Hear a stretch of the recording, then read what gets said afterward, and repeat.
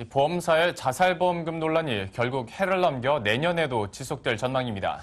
네, 금융당국은 3천억 원이 넘는 자살보험금을 제대로 내놓지 않은 삼성과 한화, 교보 등 이른바 빅3 보험사에 대한 제재 수위를 내년 초 확정할 예정입니다. 최보윤 기자입니다.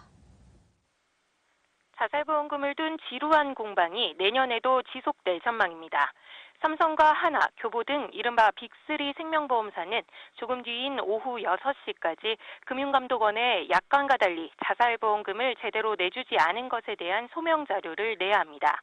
적극 소명하거나 이제라도 자살보험금을 지급하겠다는 의사를 밝혀야만 금감원의 초강력 제재를 피해갈 수 있습니다.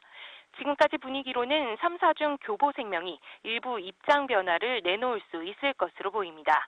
오너 체제인 만큼 중징계를 받게 되면 최악의 경우 신창재 회장이 경영 일선에서 물러나야 하기 때문입니다. 금감원은 앞서 이들 3사와 알리안츠 생명에 일부 영업정지나 대표이사 해임 등이 포함된 초강력 제재가 가능함을 통보하고 소명 자료를 요청했습니다. 금감원의 최후 통첩에 중국 안방보험으로 매각을 추진 중인 알리안츠 생명은 백기를 들고 그동안 내주지 않았던 자살보험금을 전액 지급하기로 했습니다. 현재 대주주 적격성 심사를 진행 중인데 중징계를 받을 경우 차질을 빚을 수 있어서입니다. 자살보험금을 전액 지급한다고 해서 제재를 받지 않는 건 아닙니다. 다만 소비자 구제를 위해 노력한 점이 인정돼 제재 수위가 낮아집니다.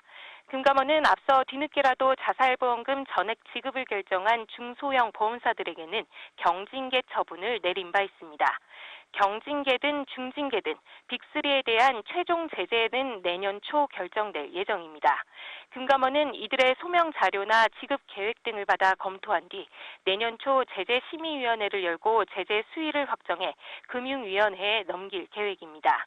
금융당국의 최종 결정에도 보험사들이 불복할 경우 법정 소송으로까지 이어질 가능성도 있어 자살보험금을 둔 논란은 내년에도 뜨거울 것으로 보입니다. 머니투데이 방송 최보윤입니다.